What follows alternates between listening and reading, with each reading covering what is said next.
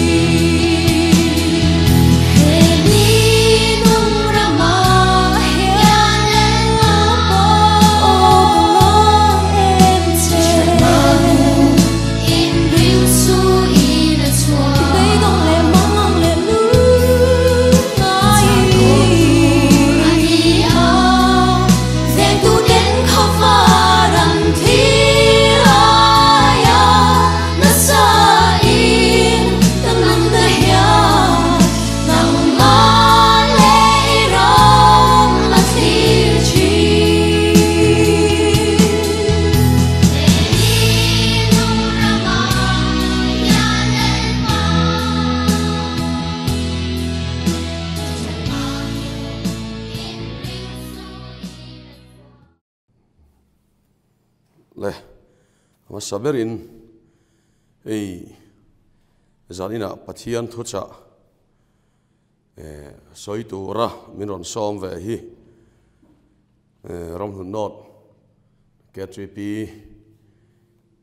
te chunga lom thu kan soya ina hian ko khan ti mangin pathian thu cha kan soi don ani hi thu pui khan sa ani awangin za ina hian kan lo soi fia zo lo deuh ani poin fia theyang bera thei chen sina pathian tran puina soi kan tum ani na masain pathian polina thu thiang lim lo ngai thang u chan sin tha mathaya ziak bung som le pathum chang som li le pasari atang hian lo chia rang chang som nga zawin tin van ram chu len khang tui fin ria ta dena chitin reng fun khom na ang chu ani le peka chu chu a kha vele akama an nuk chuaka tin an thua a tha zong chu boma an la khoma a chia ero chon paya khovel to phuna chuan so tiang bokina omang van tir ko te chu an lo chukanga mi felji nga ta mi sual te chu an hli ranga ro tuina maya chuan an payang chuta chuan chale hathial chu a omang ati a ti ni sela chan chin tha zohana zia lo chiar le ang bung som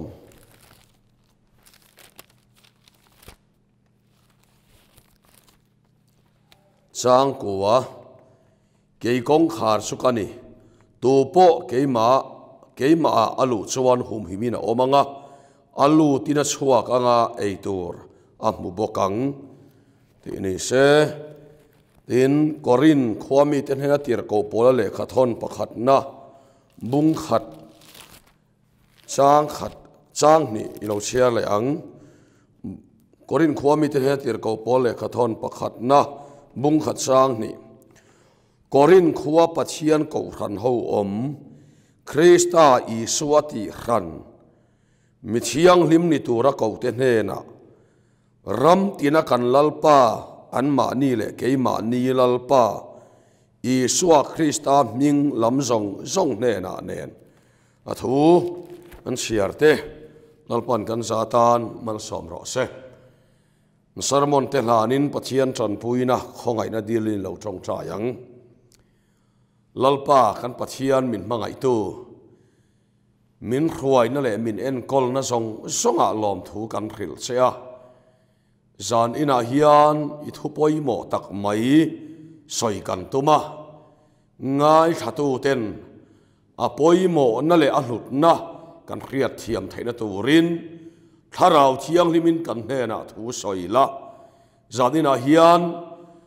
nangin kan thu soite mal so mang che nang ma le nang ma ron in soi mo yang che hei Isua Krista mingin kan ron di le amen le kan thu pui tur kha ko khan ti ani a ko khan hi soifia tur chuan soidan rang atam khop maya kan mi thiam ten an khil fia na po chi rang mu tu ro mani kan soi vek seng don lova amaro chu kan soi thei chin han soi kan tum don ani pakhat na tan chuan ko khan soi don chuan ko khan ho kan ti le ko khan ti kha mi tam tak chuan kan then rang thina ama ero su bible ina soi tum chu hei hi ni a ama saberin korin thon khat bung som pani chang som ni pasaria chuan ko khan chu Krista taksa ani thu kan huwa chu wang chuan ko khan chu Krista taksa ni ti kha kan han soi ma sa photanga ko khan ti trong kam hi Greek chonga le lindana chuan ecclesia ti ania chu pung khom ho ti na nia ko chua pung kom ho ti na ni tin kan la li suwa soidan chuan ko ran chu beram huang a beram te om khom na a beram te kal khom ama chi bai buk tur le ama fak tur te Sacrament pani lalpa zan riale baptisma te dik takamanga adan zom te sutiang ang te chu chung huanga om khom te chu ko ran te asoi ani bokani tin lali suwa vekin len khang sangatin reng phun khom na alo ti chu chu len khang kan hu kan khianga len den angani lova len khang chu lui liana te len khang an zar thina chu len khang a chuan chi khang sanga nga wang te nga tun te leng phar te po aniang sanga chitin reng chu lena chuan an lengani chumi ne soi tu mom zia chu ko khan atia hian mi si khang leng vun rong in ang lo po mi se in ang lo po tin rin a chak deu po chak lo deu po leng vek mi mang ang te mi huai sen deu te mi doi zep deu te po len khom na ti la li swan alo soyani chu ko khan ro pui em na ni a so ta suan lali suan a soya chu mitin ren kal khom na len na chu ko khan hiani tiang suan lali suan sutiang chu len khang angin ron te khina chu sunakina an hlir le dolani ati thungani chu ta chuan sanga tak le pat ek te len khang in alo man khom vek ang hian ko khana chuan mi sitin reng mai kan ling veka ma se chu lal e suwa local huna pathian ina ako na khovela hang tak le tak lo kha aron hlir le dolani tim pathian thuin min ko moni chu kan rilwa lo masa sela ten ko khan chu John Calvin asuanin kan ko khan pa te singami John Calvin asuan mother of all believers alotia ring tu zong ring tu te nu tin alo soyani so wang suan ko khan so chong poi nu ani mi chong poi nu alo ni nu a mo nei thei a mo suan fa po nei thei fa po nei ma sela a fa tan a mo nu chu nu ni so thing to ama ero chu chong poi nu ni so ala thing chong lawani so tiang suan ko khan a chang hian rong bol na peng chi khang a kal ga chung peng chi khang chu ko khan ani chong lawani ko khan chu chung ho zong hing tu chong poi nu chu ani ti in ko khan pa te suan an lo khil fi ani te suan ko khan pa te zinga me sipriana chuan ko khan nuan nei lo chuan pathian po pa anei lo wang alo ti hiang ani somi am sia so ko khana chang hian rong bol na Bible Society te ten ho tilaya a thuk lam ram thim ram rote rong bol na po om zela so tiang suan gospel team te rong bol na peng khang omani ten ko khan mei chia te KGP te pavalai te po omani ma se chung chu ko khan Bible inati tak hi anni lovani chung hau zong hing tu a in puya chung hau zong loi khom na chung hau zong lo chua na bul chu chung hau zong lo in na bul chu câu khăn số này tìm bậc hiền thầy mình có mua này cho vàng xuân câu khăn số chông bồi nô pha te op khom tô cắm tia he ani chu tiang suan câu khăn số sam som riat pasari kan en suan pachian khopoi city of God ti alone boka pachianin khavela khopoi anei chon chu câu khăn hiền này à cho vàng suan thì khán câu khăn om sia han soi zari la soi tu na tam hle maya ta suan hei khopui a om hoi herte kan khe sangin arin oma khopui a son engkim mai supply a ol sama hoi her po dang lamang hian pathian khopui ber câu khăn bele câu khăn ngay na mi zia lệ nun phong hi so lệ khát hiam phình theo theo po adang làm dor ani cho vàng xuân pathian khopoi pathianin van sarkarin engkim mai a khopoi a cheng te sarkarin sarkar office le til poi mo zong zong khopoi andang hian pathian câu khăn hậu cho a khopoi ani awangin ring tu mangang te tlok lu na engkim mai om khom na angin bible chuan min lo khel ani so wang chuan ko khan chu chi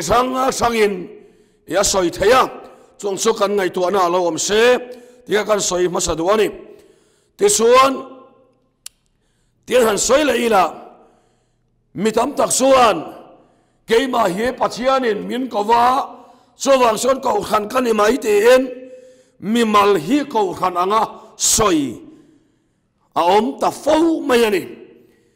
adik teu khop maya bible khan abraham kha pathianin apa ina ta le kholama ta le alai chi te na ta a ko khang nge ya abraham ka ko khang to bok che kanan rama i min ka tha ka nga ko khan ka ti tawang che atilovani ti chuan abraham asu abraham alani reng thowa ma se pathianin ako khang ringota abraham ako khan su alani suang lovani chu chu kan ngai to na lawm se pathian thil tum so ko khan ho din khania chumia ta chon mi mal min ko khanga ke po he khovel kata min ko khanga ma se ko khan su kan chuang lo thang te kha kalani reng ani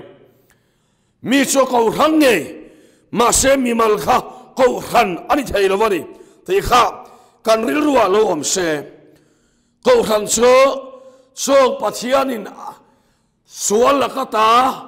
akova hang ho om khom na ania so Paul denomination angin ron lang chuak ta ni te kha tu lai khovela hian kan min phot apoi mo lein kan hiani so mi tam tak suan ko khan he helai ko khan he ko khan ni suang lo mi mal he min ko wa chu wang chuan ko khan kan ni mai han tiang lop po kan thalem tamai amero so bible ina soi hian ngai lo bible in ko khan soi na renga mi mal a soi ngai lo so wang chuan hengun ta kan ngai tu poi mo hle maya bible kan mu dan chuan ko khan timothy ne le khathon ti ama kha ko khan ni to chuan ko khan timothy ne le khathon ti asi om takani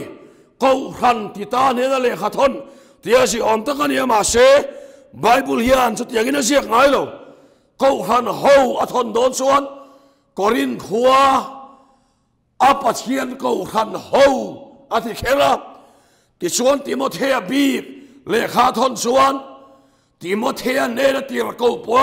le khathon ati khera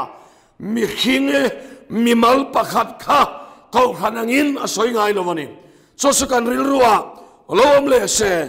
so wang suan ko khan so pung khom ho te kha kan ngai to na lom se apoi mo hlani cho vang chuan zat ina hian ne kau khan sung sang kan khiat fia poimo hle ni ti chuan chu kau khan chu pathian in adin chan ti hian an soi le tai la kau khan pathian in adin chan a chu arong bol na thok chun zom turte aram din turte achan chin tha khil zela he khove lalram he pathian lalrama thak turin kau khan he lalpan adinani cho so pakhat na ani ti sona dok le tuwa chuan kau khan chu pathianin mimal a kau khan te atanga lo in chan ani te ro chu kan ro lo om se zirte sam le pani te lali suan an ei zon na an len den atang te an chia khon na mun atang ten akova Krista ako rangta ani so chung hawa chang chuan zirte te changin aron in chana ahim tha ero chu thuthung luya voitam takkan mu Abraham chung changa te Israel ho ai kuptar ma changa ako chwa chung changa te kan mu chewa amero chu khalam kha ka soi thui don lawa thuthung thar a chuan zirtir te changa lo in chanin Pentecost ni a tharau thiang lemen aron thuam chakta aron lua khata ko khan sulo pung zel to ren azirtir sual la kachangte an chia khon na la kachangte an ei rok na la kachangte a Krista ko khan ho achang chuan ko khan thiang lem chu alo piang chhota zela chu su pola hian a khiat chian em awangin Korin thon khat bung khat sang ni a chuan Korin khuwa pathian ko khan ho Krista Isua a ti khan an ti ta mak mai ani mi thiang lim ni tura a ko te ne na atiari mo thil pathum omani chu chu hai hian ya pathian ko khan ho Korin khuwa le Krista Isua ati khan ma ni sim ni lo ma ni sual ti lo lovas ti lo ni lo lal Isua Krista an sual na tha khen lal Isua Krista ti khan ti le andam lai nge ya ko khan thiang lim na te atak na te chang zel tura mi thiang lim ni tura ko te ati kherani andam lai nge ya Krista thiang lim na te Krista tak na te chang tam deu tura ako khan ati ri so tun huna hian kan ram mi puite le ko khan ho hian kan la som nung zelem ti po ngai tua tham a oma then khata chon kan cham nung zela chom nung zela then khata ero chuan ko khan om zia po kan khato lo organization pakhat ang leka zungai na te organization ka zungai ne lam ni lovin NGO pakhat ang maya zumu na te kan nei ta ni so wang chuan he kan ngai tua poimo hle lali so da soidan chuan len khang sangatin reng fuan khom na tu po lenga euro po lenga ru lo po lenga vet agina an soi phota cho an khiar sin le a Bible bok hian cho Krista Isua ti khan an ti le ta ni ti hian soi ta ila azaw zong khan an soi phot ila chu ko khan hawa chuan tian I sar kalang hian handa ta ila sar kal pathum mangin handa ta ila thil kuala khan chumi akwal pon ber su khovel mi ko lo anita ne khovel mi sumle pai san na le zumun samun le bro uire mi pot me siat ne na so pol te asrin pon bera hian omani so an thi point khoi ko ran mi nge ti chuan an loina local church apiang khan kan ko ran mi ania an ti thawani kan ko ran mi khan ni tlat ani leidana in ziak a chuan ko ran member in ziak lu ta an member an ni a chuan chuan kan ko ran mi an ni chung su khovel mi an ni an len a san su Krista Isuati khan na an chan ve theina tura ron belte an ni awangin ko han khan avanol suang mia alavani he ta Krista Isuati khan na an chan ve theina turen apai top lova anuk nai tani so ani awangin mi tam takin khalaya changa an ron te khan ko han suwa chop sawang chon eng mani big lo an tholo pondo ti te chi hanga dem na atam em an tholom du wang ni lovin het an dam la nge ya Krista Isuati khanan chan ve thainan ko khan khan an nol thiang lovani so pakhat na lon ta adot le chuan kal clear sin zel dona adot le chuan ko han ko lo han ti teng o asar kol pani na khan ko lo han pathian ko na po dong mi lo mo ti to ma yang tharau thialim ne in zom na po nei lo lali suan en po in pol ngai lo trong choi ngai lo bible po sia ngai lo ma ro so in ti ko khan mi ve em an om ve bok ani so mi te po so nol chuang lo renga lo so kan ko khan mi kam ti te thawan ni tin adot le chuan ko khan lo pathian ko na chang ma set so pol nun nei sual la ka rang lo mo du ti thei nun so pol hi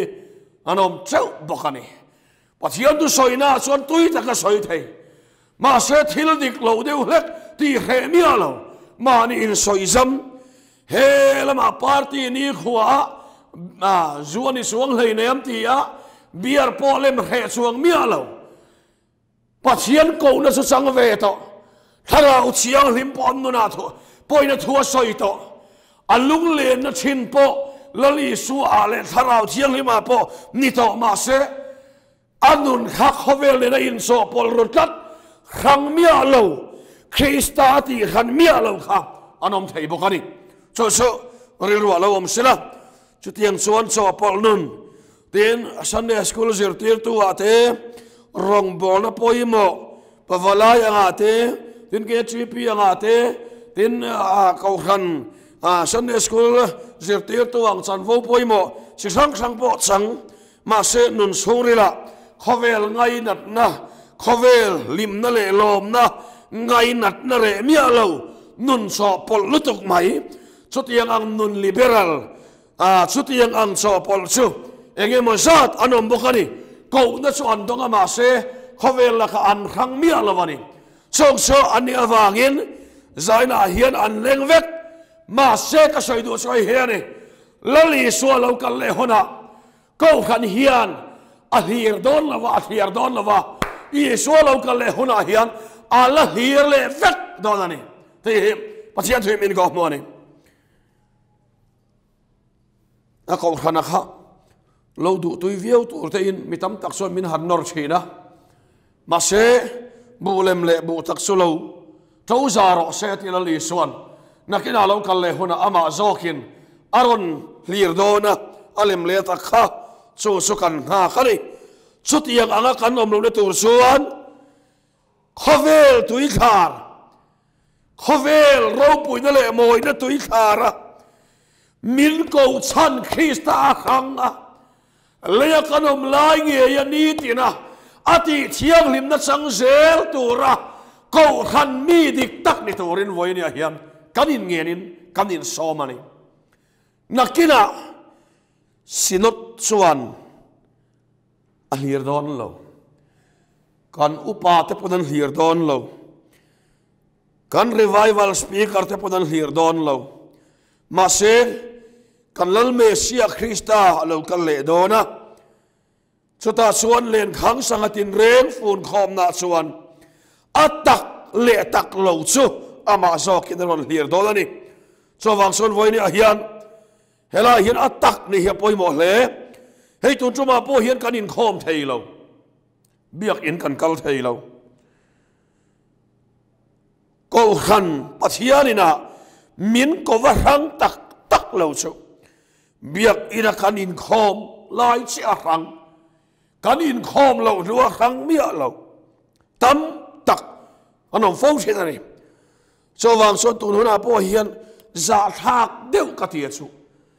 trong tlang lon ti tlang lon ni ka hiat chu hian ya a in khom om thei si lo wa atu te po kan ro zo to ni he pakhatin an tia pakhat khan ro kha zak mia lo wa nui var maya a poi kam ti lo nge ni po ka soi thiam lo wa nia ka hiat dan son kan chung ril no ni he lali son mi lo ko khang tak mi lo hi lo nia in khom thei activities khan kam nun kha alo khal kal mai alo nia khang anom lo chia khan mà nên cần đinh dấu tấm mía rồi mi soi đàn các khiết phê son cả vắt khi nào vậy mi chết thì cả giống lem là vậy chân cắt đi chú mi chết giống về ngor để po hiền om về à rong bol tu tết sạc lâu nó lâu sáng về ngor để po om à em rồi chú thì rồi xong anh chán phụ ni lâu hít sắc khóc mày khó về lên anh chán phụ lấy thầy lâu khó về chọc bùi tua anh ngày tiệt cậu thế khá cậu hẳn lâu in chân na bùi chân này khá mi trong cầm tua lê cái chẳng hạn hẳn khiết đàn chân cả tạ xuân rong bol tu hèn chỉ răng cậu hẳn rong bol nó chân vô bôi mò cái in khom thầy lỗ vàng á in khom thầy la ya active em in khom thầy lỗ la ya to lỗ nu á trong trái thầy to lỗ mấy bọn này lỗ khó về xuân lâu khỏi lệ ta thế phò khăn ani thì thế bọn hắn xoay đi xuống unau tiêu với nia hiền pathianin Christa Isu à min ti khang turin min kova cho vang xuân kan sak zong te kan du zong te kan ngai dan ni lo te kan du dan la ka chang te ama du dan min kau khan nei kan hiat fia poi mo le ani kan nuam ti zong la ka changa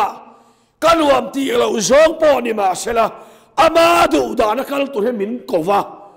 kan nuam ti la ka changai min kau khang ani chút yang tu sol voi ni hiat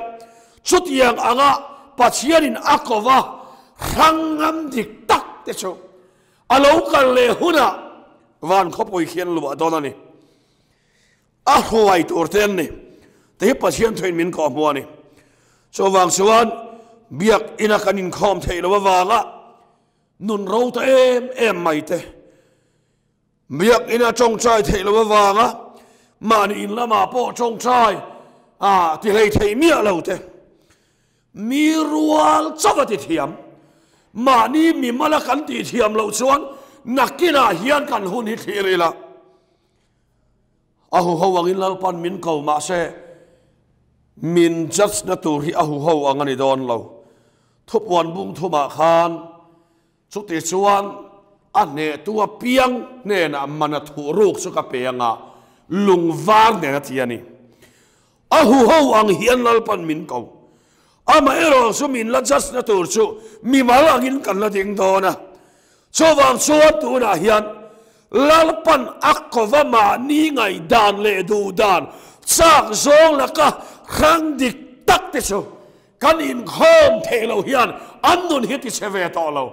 chung mi te su kan in khom the huna po ko khan ho ta na mi hlu an la ni zel don ni te pa hian the min ko mo ni so wang so an tuần hôm nay hiền hay cắn ngày tua poi mò lệ ani cho vang xuân cậu bát hiền cậu anh achang khang ngam mà ni chang zong le mà ni du zong le ka khang ngam tu ren voi ni hiền lal pa min cậu na hi chang teng tu tiang xuân chú cậu khăn zeril na le tak so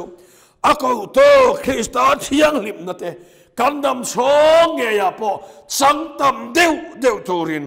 ril ru thiang lim te ril ru bol ho kalau nei le ta ti ningot ni lo an ril ru nge po mana mani in khongai chen kha in khongai ngai to lova pathian ro puina chau puang chuak tura ako han ten ni a so wang suan voinia hian pathian in min ko na hian kan rang tak em ti hi ngai tua tur atam le ani so wang suan voinia hian sutiang ang ako han kal khom te su ko han ho kan lo ni a pathian in sual ka akova rangam te kal khom su ko han ho kan lo ni so mi sara suan he laya member la jok te po khan nun tak an lo hu thina Krista ko na dik tak an lo sang thina a thiang lim na an lo sang thina so biak in thiang lima an lo sang seng thina ni te pathian thuin voinia hian min ko moni so wang suan bible min ko hi kan khiat chian apoi mo hle pathian in min ko wa ka hangem te he kan ngai tu apoi mo hle mayam voi khat su rong bola kan kalna kan team member pakhat hi tun kan chong ngai mo lo sela team member chu ni chelo min on zui veya hey gospel team hemi revival team te chu temin kan noi deuh thina wangin 99 point something borvel hin min zui ve ni ma se chu tia han ti si va khani lova han bol si va khani lova an chen team member pakhat hian mei che chung changa a chhai ngot mai ler ang deuh khan ke chu rong bol tu kan ni ti mak mai a chan na khan mi khoi khop mai ke chu rong bol tu kan ni ka ti ve lo a ti mak pathian in a rong bol tu ra kho na khan a chong kam kha a chiang le in ka khia so la ka ti khan thian ten an chong chai lo lai po trong trai pe lo na lal pan alat la ka changa akova hangam pathian pol tu ra hangam bible sia tu ra hangam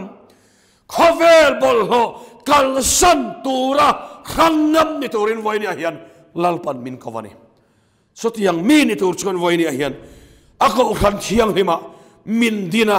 min rem khom hi pathian thel tu mani te hi voinia kan chek awa poi mo tak em so mi te so ko khana po rong bol na poi mo sel berber anni lo mai the ma se annun hi khovela ka rangama in hada na la ka rangama ma ni du zong ang zela kal na la ka rangama Krista lalpa biak na te lalpa po na te ama ne na in zom kat na te ti khan alo ni thina so tiang nun chuan voinia hian ko han ro pui si anu na ta lang thina ta suan Krista taksa ani na ngeyin Krista taksa chu choi moi na om thina so mi sara isua ti ro pi na om thina ni ti pathian thui min ko moni so wang suan voinia hian a ko khante khovel la ka i khang zelang u in khada na la ka i khang zelang u khovel bol ho na la ka i khang zelang u khovel hian ko han ro pui sia hi he ai da sa hian mule ro se anni nen kaninang lo van khole tui kan ni te he voinia hian ko han ho zinga lo lang zel se ko han ho lalpan ti chakin ti ro puin a ro puin a puang tu atan choi sang zel ro se athu kan soi ti lalpan kan satan mal som ro se amen